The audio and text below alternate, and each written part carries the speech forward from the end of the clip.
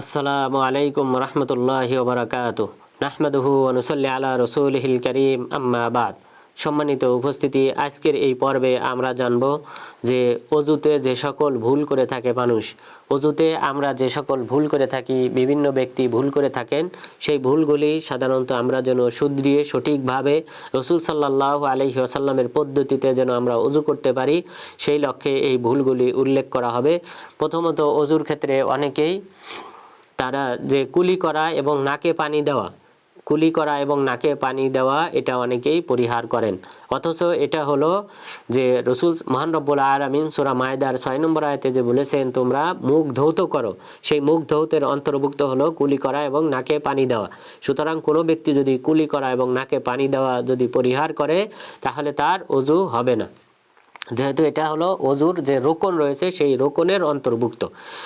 এরপর অনেকেই আবার অজু করার ক্ষেত্রে হাতের যে কবজি রয়েছে এই কবজি ধৌত করা পরিহার করে, অর্থাৎ যখন আমরা কোনোই পর্যন্ত হাত ধৌত করি সেই সময় অনেকেই হাতের কবজি দ্বয় ধৌত করে না। এটা ভুল ধারণা, আমাদেরকে হাতের কবজি সহ কোনোই পর্যন্ত পরিপূর্ণ ধৌত করতে হবে, এটাও অজুর একটা অন্যতম রোকন। এরপর অনেকেই যে ভুল করে থাকেন বা অলসতা করে থাকেন সেটা হলো যে গোড়ালি রয়েছে অথবা কোনোই সহজে ধৌত করতে হবে, এটার ক্ষেত্রে অনেকের অবহেলা রয়েছে। কোনোই সহ ধৌত করতে হবে, এরপর পায়ের গোড়ালি সহ আমাদের পা অজুতে ধৌত করতে হবে। কেননা রাসূল সাল্লাল্লাহু আলাইহি ওয়াসাল্লাম বলেছেন, সহিহ বুখারী 60 নম্বর হাদিস এবং সেই সাথে সহিহ মুসলিমের 240 নম্বর হাদিস, ওয়াইলুল লিল আকাবি মিনান নার সালাসা। রাসূল সাল্লাল্লাহু আলাইহি ওয়াসাল্লাম 3 বার বললেন যে দুর্ভোগ তথা দুঃসংবাদ, জাহান্নামের দুঃসংবাদ সেই সকল ব্যক্তিদের জন্য যারা তাদের পায়ের গোড়ালি ধৌত করে না। এরপরে তিনি বললেন, আসবিগুল অজু, তোমরা পরিপূর্ণভাবে অজু করো। অর্থাৎ যদি কোনো ব্যক্তি পায়ের গোড়ালি ধৌত না করে, হাতের কোনোই ধৌত না করে, তাহলে সে অসম্পূর্ণ অজু করলো, এই অজু দিয়ে সালাত হবে না। কেননা রাসূল সাল্লাল্লাহু আলাইহি ওয়াসাল্লাম বলেন সুনানে আবু দাউদের 175 নম্বর হাদিস যে রাসূল সাল্লাল্লাহু আলাইহি ওয়াসাল্লাম এক ব্যক্তিকে দেখলেন সে সালাত আদায় করতেছে, অথচ তার পায়ের গোড়ালি লুমাতান কদরা দিরহাম লাম ইউসিবহাল মা, যে তার পায়ের গোড়ালি 1 দিরহাম সমপরিমাণ জায়গা শুকনা রয়েছে, সেখানে পানি পৌঁছায় নাই। তখন রাসূল সাল্লাল্লাহু আলাইহি ওয়াসাল্লাম ফামারাহু আইয়ুঈদাস সালাহ ওয়াল ওযু, রাসূল সাল্লাল্লাহু আলাইহি ওয়াসাল্লাম তাকে সালাতও পুনরায় আদায় করতে বললেন এবং পুনরায় ওযু করতে বললেন। তাহলে এই হাদিস থেকে বোঝা যায় যদি কারো পায়ের গোড়ালি অথবা হাতের কোনো অংশ যদি শুকনা থাকে তাহলে তার সালাত হবে না। এরপর আমাদের অজুর ক্ষেত্রে যে সকল ভুল হয়ে থাকে তার মধ্যে অন্যতম একটা ভুল হলো অজুর অঙ্গ প্রত্যঙ্গগুলি 3 বারের বেশি ধৌত করা। 3 বারের বেশি যদি কেউ ধৌত করে সে আল্লাহ রসুলের অবাধ্য হলো। কেননা রাসূল সাল্লাল্লাহু আলাইহি ওয়াসাল্লাম থেকে যে সকল সাহাবাগণ হাদিস বর্ণনা করেছেন তারা কেউ 3 বারের বেশি উল্লেখ করেন নাই।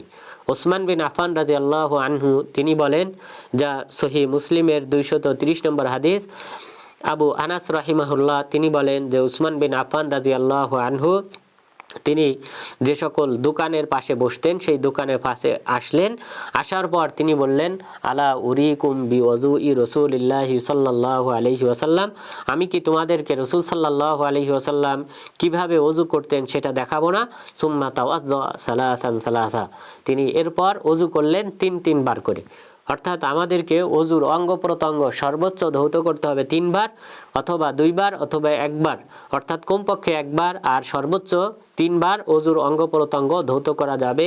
এর বেশি যদি কেউ ধৌত করে সে রাসূল সাল্লাল্লাহু আলাইহি ওয়াসাল্লামের এবং আল্লাহ তাআলার দেওয়া বিধানের অবাধ্যকারী, সুতরাং তার এই অজুর মাধ্যমে সালাত হবে না। এরপরে যে ভুলগুলি করা হয় তার মধ্যে অন্যতম একটা ভুল হলো ঘাড় মাসহ করা। আমাদের দেশের অনেকেই ঘাড় মাসহ করে, অথচ যে সকল সাহাবী বিশেষ করে উসমান বিন আফফান রাদিয়াল্লাহু আনহু এবং আব্দুল্লাহ বিন যায়েদ আল আনসারী রাদিয়াল্লাহু আনহু তারা রাসূল সাল্লাল্লাহু আলাইহি ওয়াসাল্লামের ওযু বর্ণনা করেছেন, তারা কোথাও ঘাড় মাসহ করার কথা উল্লেখ করেন নাই। সুতরাং আমাদেরকে বর্জন করতে হবে। আর যেই হাদিসে বলা হয়েছে যে যেই ব্যক্তি ঘাড় মাসহ করলো তাকে তার গলায় কখনোই বেড়ি পরানো হবে না।